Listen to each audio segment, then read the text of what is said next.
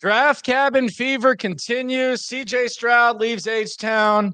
The betting odds shift and people lose their minds 3 weeks away from the draft. It is the Locker Room, number one source for Texans daily digital content. I'm Landry Locker. You can hear me Monday through Friday, 10 to 2 Central on the Odyssey app and Sports Radio 610. So as I was on the air today, we had some breaking news from Jamie Eisner on Twitter. There were co-favorites to be the number one pick in the NFL draft, as Bryce Young went from about a 3-1 bet to be picked number one to being minus 110. He joined CJ Stroud at minus 110 as a co-favorite. A huge shift, especially from the Bryce Young point of view. But is it as big of a deal as a lot of people are making it? The answer to that question for me would be no. As a matter of fact, you can make a case that it's actually the opposite, and CJ Stroud appears to be more of a favorite now than he was before. And there are some like heavy gamblers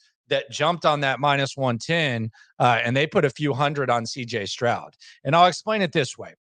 Even if there is a significant chance, let's say a 75%, 80% chance that CJ Stroud is going to be the number one pick and Bryce Young has that 20% chance, from the odds maker / casino point of view, if you have Bryce Young up there at 3.5 to 1, and someone like my co-host, the Houston radio goat, in my opinion, Sean Pendergast, he puts $100 at 3.5 to 1, you're having to pay out $350, even if that small 20% chance happens.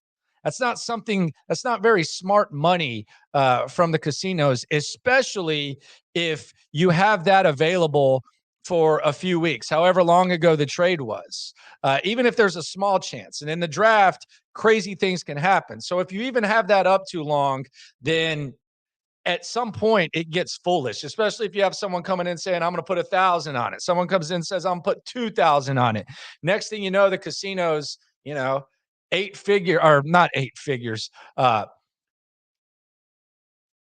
or 5 figures out of money on a long shot bet. It has kind of evened out a little bit too. But until you see Bryce Young as like a heavy favorite or the only favorite, like we saw Travon Walker last year as the draft came up, I don't think you make too much of it. It's just the casino wants to even stuff out, and they don't want to lose like these heavy bets. Now, there has been some momentum with Bryce Young. There's momentum with CJ Stroud, but I would not make too much of this. And the casinos have actually kind of evened out since this happened briefly. And hell, they might have baited some people into betting on Bryce Young. They might have gotten some money on Bryce Young, and they might have gotten even some more money on CJ at this point, because now there's people betting on CJ that probably wouldn't have bet on CJ when he was minus 235, and they've got money on both sides, which is what casinos usually want. They want money on both sides.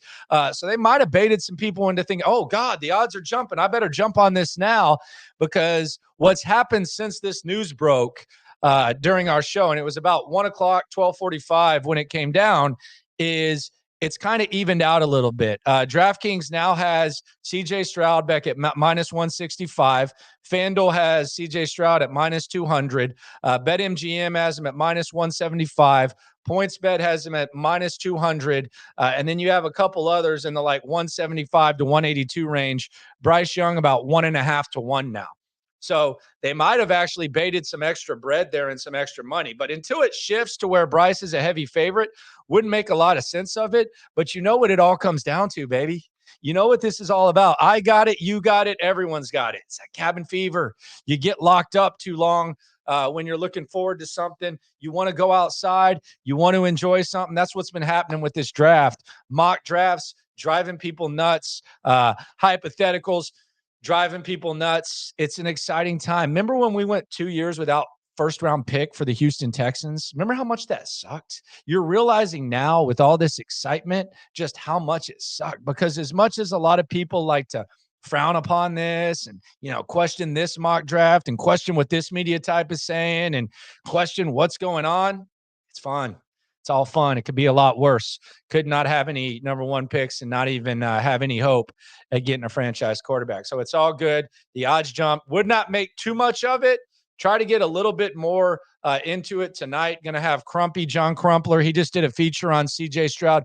We'll get his opinion on this whole thing There's been some interesting stuff said about these two guys. Download the Odyssey app, check out some of the stuff that we said today on the show, and ride along with us no matter what happens. When it comes to this Texans thing, we are all in this together. Subscribe, like, have a happy Easter. I appreciate y'all. I'll see y'all live later.